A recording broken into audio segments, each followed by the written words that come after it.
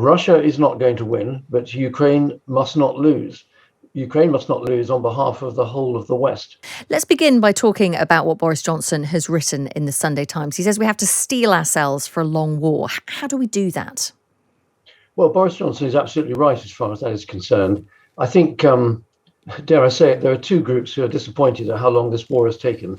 One is the international media, and the second is Vladimir Putin. I think both had rather anticipated, rather like the Six-Day War of 1967, that this war would be done and dusted really rather quickly. But actually, of course, as we've all seen, it is not turning out that way. Indeed, many Ukrainians would say it's not just been sort of 112, 113 days.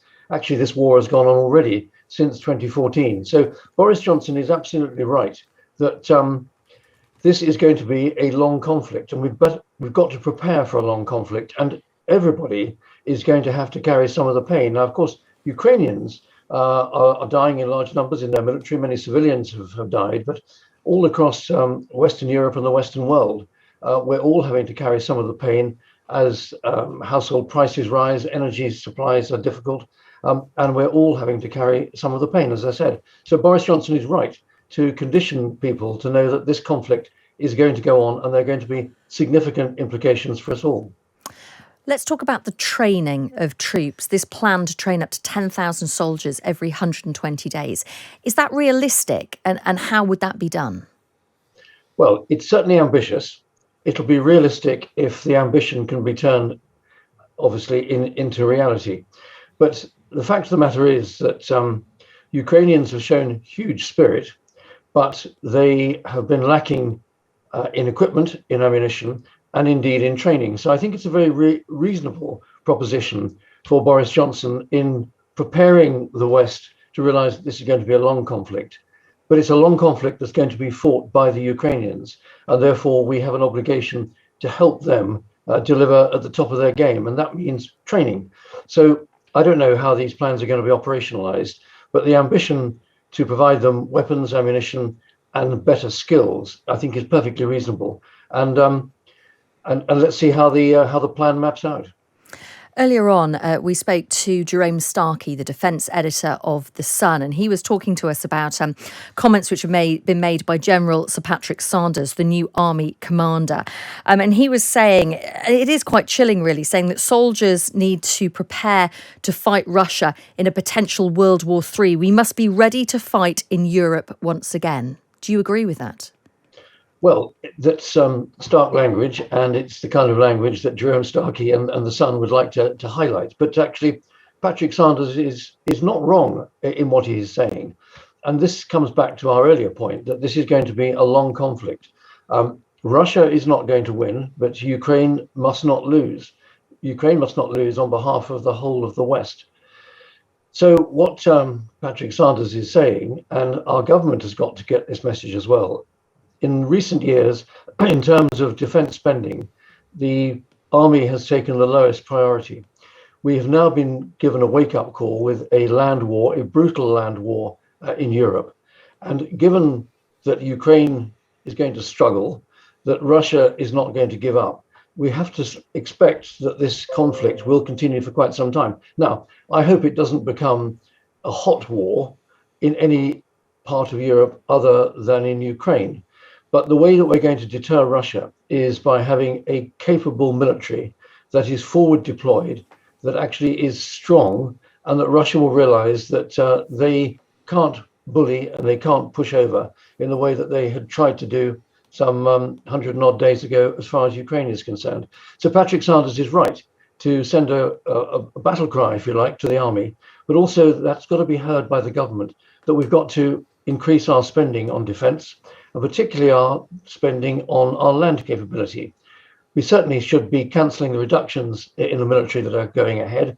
I'd like to see the army a little bit larger, and I'd like to see our conventional warfighting capability significantly increased. Frankly, to have an army of only 148 tanks and no tracked armoured fighting vehicles for the infantry to accompany them is madness.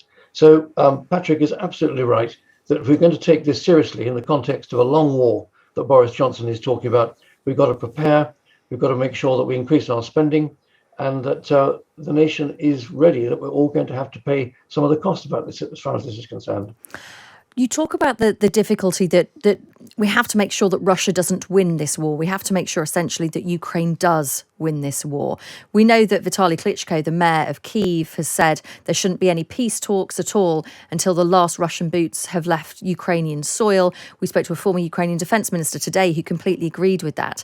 The practicalities of that mean that this war would go on so many years. Surely there does come a point where there has to be talks and there has to be some kind of deal brokered.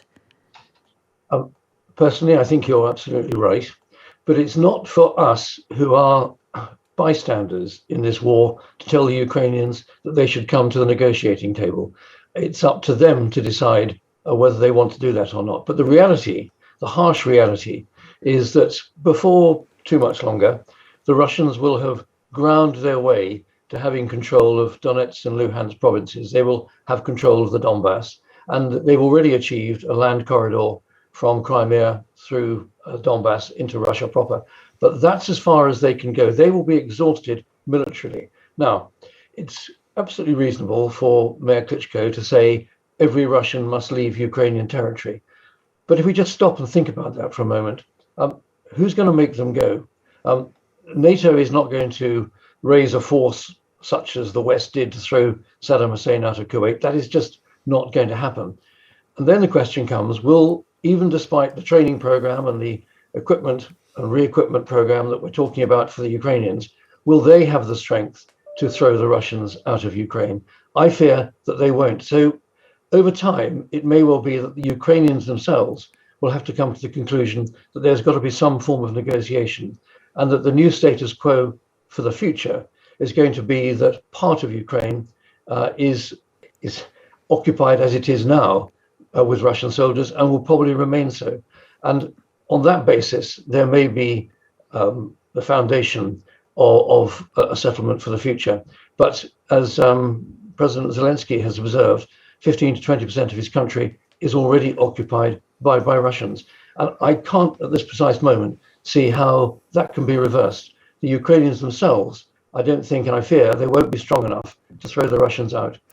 And so that begs the question, which was raised yesterday by a Ukrainian MP on this programme.